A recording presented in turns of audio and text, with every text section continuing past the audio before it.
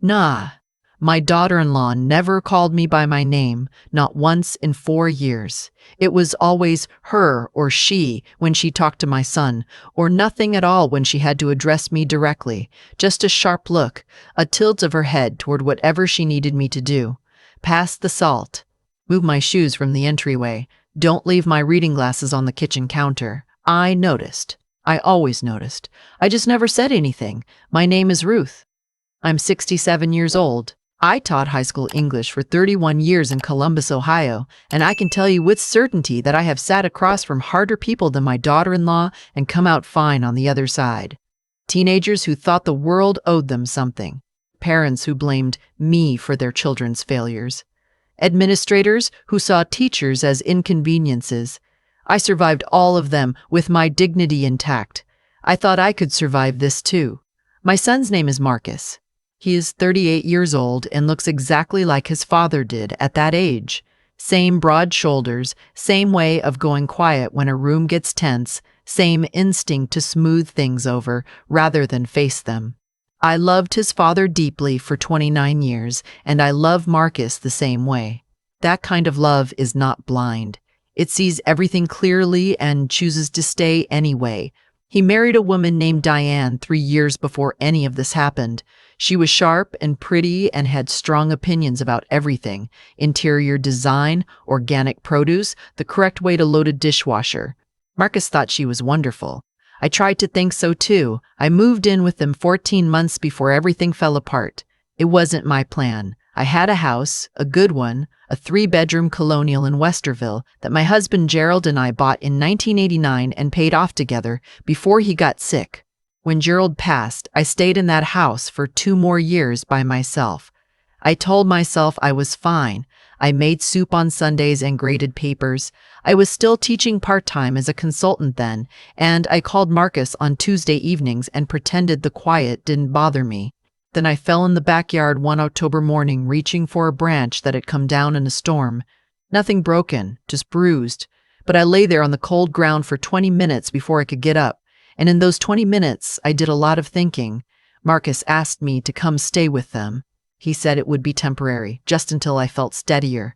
He said Diane was on board. He said they had the space. I should have asked Diane directly. That was my first mistake. I rented out my house in Westerville to a young couple, school teachers, appropriate somehow, and I moved into the guest room in Marcus and Diane's house in Dublin.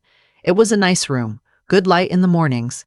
I set up my desk by the window and arranged my books and told myself this would work. For the first 2 months, it was almost fine. Then small things started. The way Diane would come home and immediately start rearranging whatever I had touched in the kitchen. The sighs, long, weighted sighs, when she found my cardigan over the back of a dining chair. Comments about how she needed to keep the guest room available for when her sister visited, even though the sister came once a year at most. Marcus didn't hear any of it.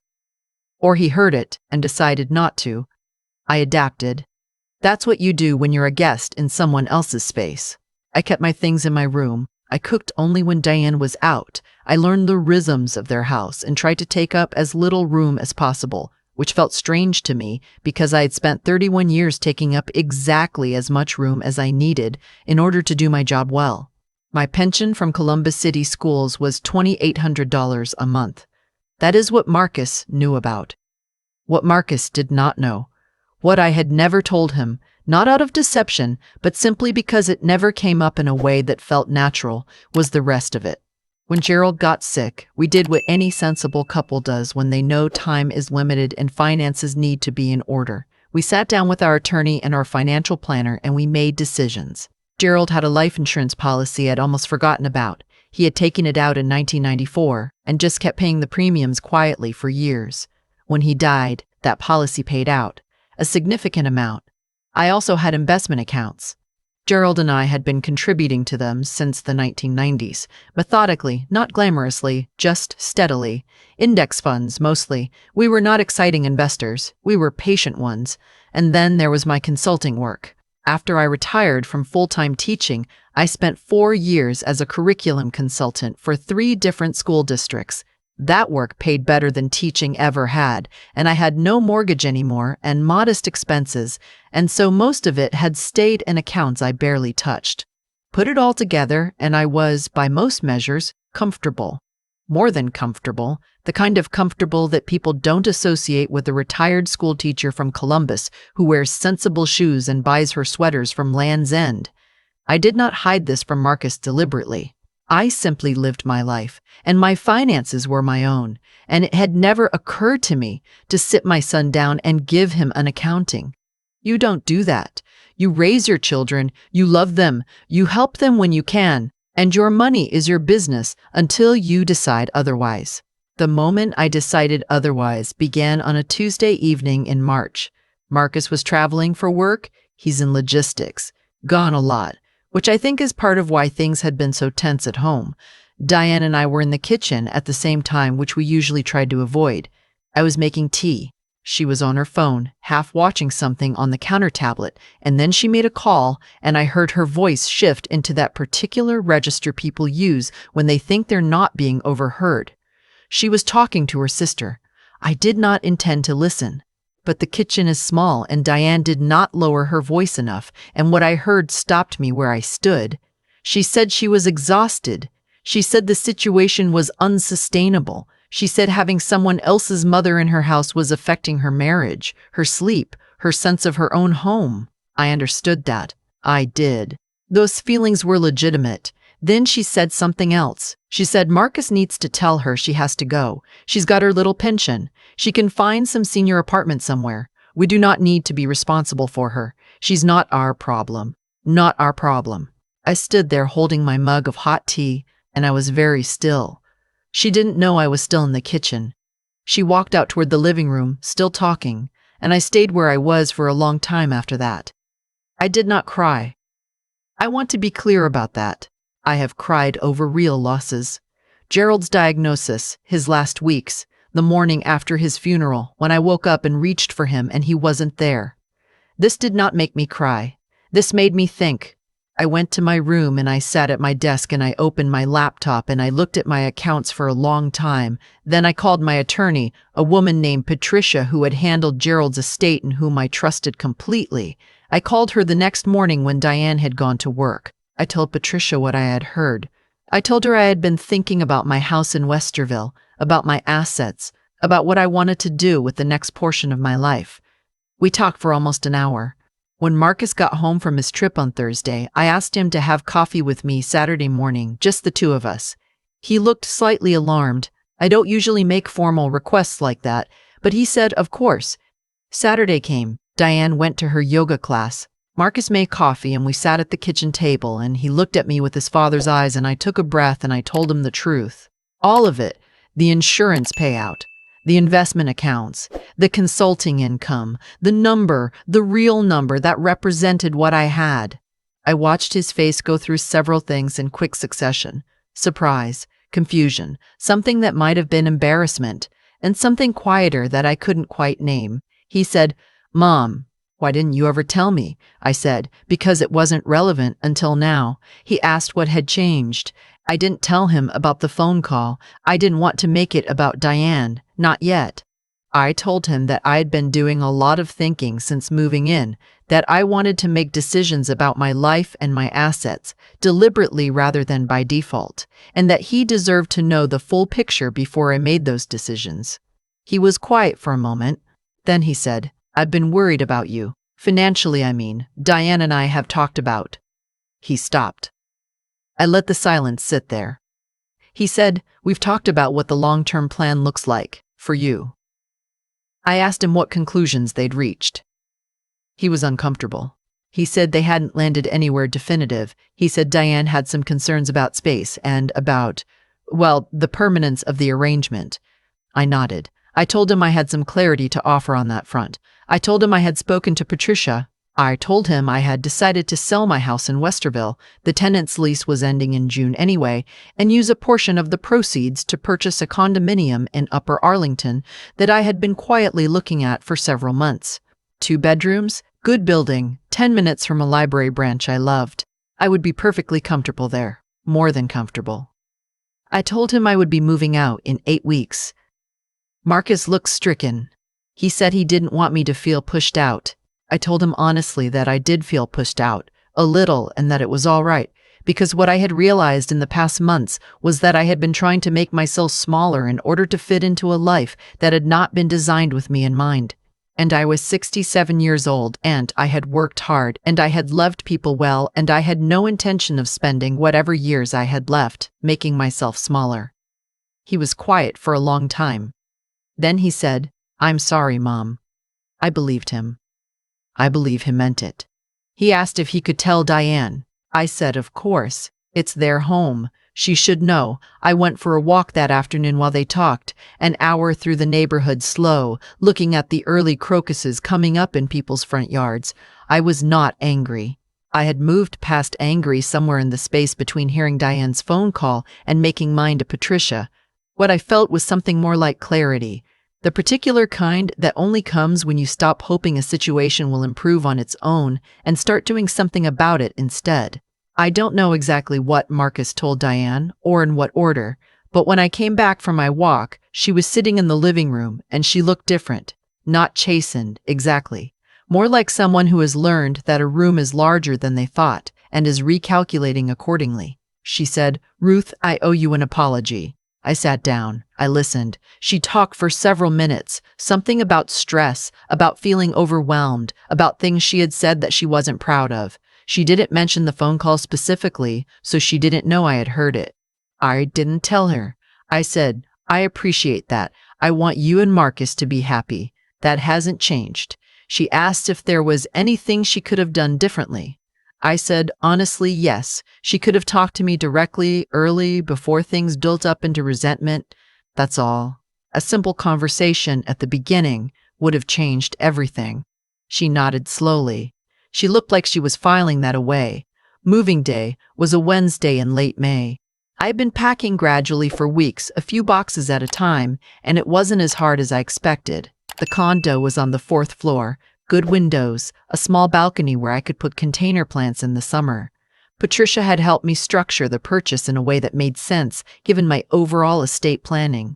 Everything was in order. Marcus helped me move. He carried boxes without complaint, assembled my bookshelf, drove back and forth twice with my car full of things.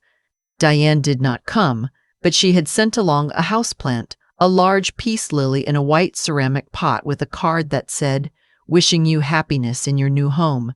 The handwriting was neat. I put it by the window. That evening, after Marcus left, I made a cup of tea and I sat on my small balcony in the evening light, and I thought about Gerald. I thought about what he would say if he could see me. I thought he would probably say something dry and fond, the way he always did. He would say, "Ooh, look at you, Ruthie. All that fuss, and here you are, just fine. I am just fine. Here is what I have learned, or maybe remembered from all of this. You can love people generously and still require that they treat you with basic dignity. Those two things are not in conflict. You can choose not to retaliate, not to punish, not to hold a grudge. And that choice is not weakness. That is the hardest kind of strength there is, and most people don't recognize it because it's quiet. Diane did not know who I was when I moved into that guest room. She saw an old woman in sensible shoes who would need managing. She was not entirely wrong to make an assessment. We all make assessments. She was wrong about what she was assessing. I also think, and I've had time now to sit with this honestly, that what happened was not entirely her fault. When people feel their space and their relationship being crowded, they contract. They get smaller and meaner, without always understanding why. If Marcus and I had talked before I moved in, really talked, including with Diane present, maybe the whole thing would have gone differently. Maybe not, but the chance would have been there. My tenant in Westerville extended her lease for another year after I sold to a different investor. That's a long story, and beside the point. The point is that my financial life is exactly what I need it to be, and my condo is mine, and I make my own coffee in the mornings and leave my reading glasses wherever I want. Marcus calls me on Tuesdays now, just like I used to call him. He also comes by on Sunday afternoons sometimes, usually with food from the Italian place I like. Last month, Diane came too. She brought the baby. She is 4 months pregnant, which I found out the week after I moved. A phone call that made me laugh out loud with something between joy and the perfect irony of timing. She sat in my living room and looked around at my books and my photos and my grandmother's quilt on the armchair, and she said, "This place really suits you." I told her I thought so too. The peace lily is doing beautifully, for what it's worth. It has put out 2 new flowers since I brought it home. I take good care of things. I always have. That is, I think, what Diane has started to understand. Not just that I have resources, not just that I have resources, not just that I was not the liability she had quietly filed me under, but that I am a person with a full life behind me and more of one ahead, and that what I was offering when I moved into their guest room was not dependence. It was presence. It was the chance to have me nearby while they are young and busy and building something. She gets to decide whether that chance is still open. I haven't closed anything, but I also sleep well now, in my own space, in my own bed, with my books on the nightstand, and Gerald's photograph on the dresser, and the city quiet outside my 4th-floor window. That took nothing away from anyone. That was just, finally, after a long time of making myself smaller, deciding to be exactly the size I am. I've been thinking lately about what it actually costs a person to stay quiet, not the strategic kind of quiet, not the quiet I chose when I was gathering myself and figuring out what I wanted to do. I mean the other kind. The kind where you shrink because you started to believe the room you're taking up is somehow borrowed. The kind where you move your reading glasses off the kitchen counter for the 4th time in a week, and you don't say a word because you've told yourself that keeping the peace is the same thing as being at peace. Those 2 things are not the same. I know that now. In a way, I didn't fully understand at 62 or even 65. What happened between me and Diane was not, at its core, about money. I want to be clear about that. The money was just the part that surprised her. What she didn't account for, what most people don't account for when they decide someone older has nothing left to offer, is that a person who has lived 67 years and paid attention has accumulated something that doesn't show up in any account balance. It's a kind of steadiness, a long view, the ability to sit in a hard moment without panicking because you have survived enough hard moments to know they end. That steadiness is what let me hear Diane's phone call and not fall apart. It's what let me call Patricia the next morning with a clear head. It's what let me sit across from my son at the kitchen table and tell him the truth without anger, without tears, without needing him to feel terrible about it. I am not interested in making people feel terrible. I never have been. What I am interested in is being honest and being treated honestly in return, and when that second part isn't happening, making changes rather than waiting for someone else to fix it. That is what I hope Marcus takes from all of this.